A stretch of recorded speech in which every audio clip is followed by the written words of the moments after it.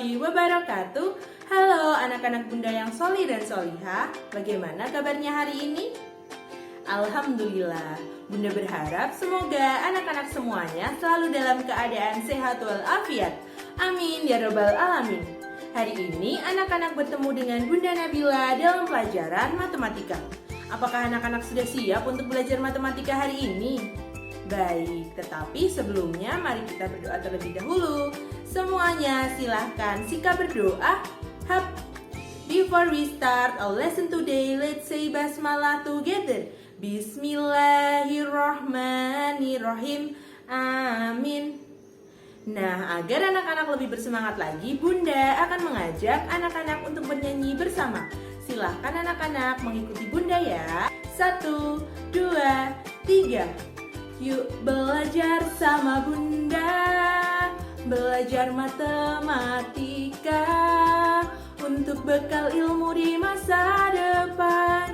Kita akan terus belajar, banyak berlatih tambah pintar.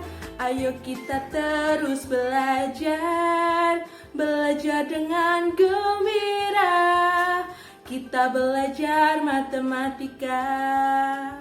Nah, bagaimana anak-anak? Sudah lebih bersemangat ya? Nah, hari ini kita akan belajar matematika. Kita akan mereview materi yang telah kita pelajari kemarin. Tapi sebelumnya silakan anak-anak menyiapkan bukunya terlebih dahulu. Bagaimana? Sudah siap? Setelah itu silakan anak-anak menyimak materi dari Bunda berikut ini. Anak-anak Bunda kelas 4 yang soli dan solihah, hari ini kita akan belajar mereview materi yang telah kita pelajari kemarin. Sudah siap ya? Mari kita mulai. Materi kita hari ini adalah yang pertama keliling dan luas bangun datar. Yang kedua hubungan antar garis. Yang ketiga pengolahan data. Dan yang keempat pengukuran sudut. Simak penjelasan Bunda dengan sungguh-sungguh ya. Materi yang pertama yaitu tentang keliling dan luas bangun datar. Bangun datar yang pertama adalah persegi.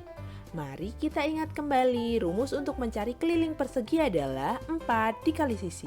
Lalu rumus untuk mencari luas persegi adalah sisi dikali sisi. Bangun datar yang kedua adalah persegi panjang. Mari kita ingat kembali, rumus untuk mencari keliling persegi panjang adalah 2 dikali panjang ditambah lebar. Lalu rumus untuk mencari luas persegi panjang adalah panjang dikali lebar. Bangun datar yang ketiga adalah segitiga.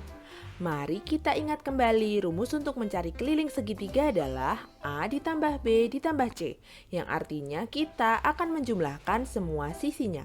Lalu rumus untuk mencari luas segitiga adalah alas dikali tinggi dibagi 2. Selanjutnya yaitu luas gabungan bangun datar. Silahkan anak-anak simak contoh berikut ini ya. Hitunglah luas gabungan bangun datar berikut. Di sini ada 2 gabungan bangun datar yaitu segitiga dan persegi. Luas yang pertama adalah luas segitiga, yaitu alas dikali tinggi dibagi 2. Jadi 30 dikali 10 hasilnya 300 cm. 300 dibagi 2 hasilnya 150 cm persegi. Luas yang kedua yaitu luas persegi, yaitu sisi dikali sisi. Jadi 25 dikali 25 hasilnya 625 cm persegi. Langkah yang terakhir, mari kita jumlahkan luas segitiga dan luas persegi tersebut. 150 ditambah 625 hasilnya adalah 775 cm persegi. Materi yang kedua yaitu tentang hubungan antar garis. Mari kita ingat kembali apa saja yang berhubungan dengan garis. Yang pertama, garis lurus. Garis lurus adalah garis memanjang yang tidak terbatas di kedua ujungnya. Yang kedua, sinar garis. Sinar garis adalah garis yang diawali oleh suatu titik sedangkan ujung lainnya menuju sesuatu yang tak terhingga. Dan yang ketiga adalah segmen garis atau ruas garis. Segmen garis atau ruas garis adalah garis yang dibatasi oleh 2 titik. Selanjutnya, hubungan antara 2 garis. Yang pertama, garis sejajar. Yang kedua, garis berpotongan. Yang ketiga, garis berpotongan tegak lurus. Dan yang keempat, garis berhimpit. Berikutnya tentang sudut yang terbentuk jika dua garis sejajar dipotong oleh sebuah garis. Sudut yang pertama yaitu sudut sehadap. Ada sudut A dengan sudut E, sudut B dengan sudut F, sudut C dengan sudut G, sudut D dengan sudut H. Yang kedua, sudut bertolak belakang. Ada sudut A dengan sudut D, sudut B dengan sudut C, sudut E dengan sudut H, sudut F dengan sudut G. Yang ketiga, sudut dalam berseberangan. Ada sudut D dengan sudut E dan sudut C dengan sudut F. Dan yang terakhir, sudut luar berseberangan. Ada sudut A dengan sudut H dan sudut B dengan sudut G. Materi yang ketiga yaitu tentang pengolahan data. Pertama, kita akan mengingat kembali tentang cara membaca dan menafsirkan data dalam bentuk tabel. Bunda mempunyai data nilai ujian sekolah kelas 6 sebagai berikut. Mari kita lihat di kolom sebelah kiri adalah nilai. Ada nilai 7, 8, 9, dan 10. Kemudian di kolom sebelah kanan ada banyak siswa. Ada 3, 9, 7, dan 6. Mari kita baca data dalam bentuk tabel tersebut. Nah, dari tabel dapat kita simpulkan bahwa siswa yang mendapat nilai 7 ada 3 orang. Siswa yang mendapat nilai 8 ada 9 orang. Siswa yang mendapat nilai 9 ada 7 orang. Dan siswa yang mendapat nilai 10 ada 6 orang. Selanjutnya, kita akan menafsirkan data dalam bentuk tabel. Menafsirkan data artinya kita harus menemukan informasi lain mengenai data yang tidak tertulis pada tabel. Berapakah nilai terendah? Nilai terendah yang diperoleh siswa adalah 7. Berapakah nilai tertinggi? Nilai tertinggi yang diperoleh siswa adalah 10.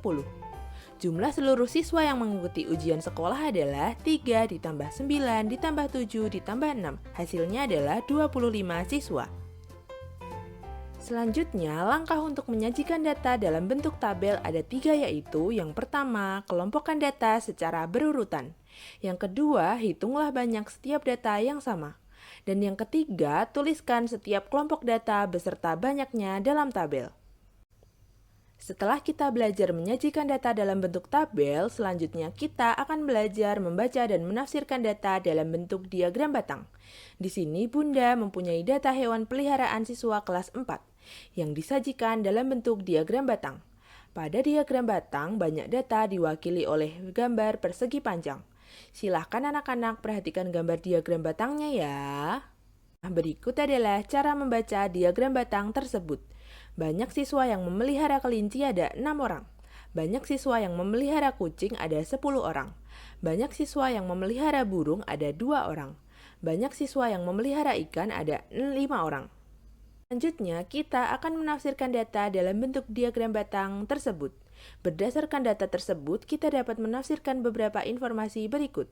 Hewan yang paling banyak dipelihara adalah kucing dan paling sedikit dipelihara adalah burung. Jumlah seluruh siswa kelas 4 adalah 6 ditambah 10 ditambah 2 ditambah 5 sama dengan 23 orang. Nah, setelah itu mari kita ingat kembali langkah untuk menyajikan data dalam bentuk diagram batang yaitu yang pertama, buatlah 2 garis yang saling tegak lurus. Yang kedua, tuliskan jenis data pada garis mendatar. Yang ketiga, tuliskan bilangan-bilangan untuk menyatakan banyak setiap jenis data pada garis tegak. Yang terakhir yaitu gambarlah batang persegi panjang di setiap jenis data dengan tinggi yang sesuai dengan banyak data. Materi yang keempat yaitu tentang pengukuran sudut. Silahkan anak-anak perhatikan contoh berikut ini ya. Di sini Bunda mempunyai gambar 2 buah garis yang saling bertemu di suatu titik dan membentuk sudut. Nama sudutnya adalah sudut KLM, sudut MLK, dan sudut L. Nah, setelah itu titik sudutnya adalah titik L. Untuk kaki sudutnya yaitu garis KL dan garis LM. Nah, selanjutnya, langkah untuk mengukur sudut yaitu yang pertama, letakkan titik pusat busur di titik sudut tersebut. Langkah kedua, pastikan salah satu kaki sudut berhimpit dengan garis alas busur. Langkah ketiga yaitu perhatikan angka busur yang berhimpit dengan kaki sudut lainnya. Berikutnya adalah jenis-jenis sudut. Yang pertama ada sudut lancip. yaitu sudut yang besarnya antara 0 derajat dan 90 derajat. Yang kedua ada sudut siku-siku, yaitu sudut yang besarnya 90 derajat. Yang ketiga adalah sudut tumpul, yaitu sudut yang besarnya lebih dari 90 derajat tetapi kurang dari 180 derajat. Yang terakhir yaitu sudut lurus, yaitu sudut yang besarnya 180 derajat. Selanjutnya, mari kita ingat kembali tentang sudut pada bangun segitiga. Jumlah sudut pada bangun segitiga adalah 180 derajat. Yang kedua, sudut pada bangun segi empat. Jumlah sudut pada bangun segi empat adalah 360 derajat. Yang ketiga, sudut pada bangun segi banyak. Rumus untuk mencari jumlah sudut pada bangun segi n adalah n dikurang 2 dikali 180 derajat. Bagaimana anak-anak? Sudah lebih paham ya? Tantangan. Agar anak-anak semakin paham lagi, silakan anak-anak bisa mengerjakan tantangan dari Bunda. Tantangannya adalah silakan anak-anak mengerjakan latihan soal buku paket matematika halaman 194 sampai 195. Yang kedua halaman 196. Dan yang ketiga halaman 198 sampai 199. Dan yang terakhir halaman 201. Silakan anak-anak mengerjakan bagian A-nya saja. Kerjakan dengan semangat, teliti dan sungguh-sungguh ya. Bunda yakin anak-anak pasti bisa mengerjakannya dengan baik. Karena di teladan, semua anak itu hebat.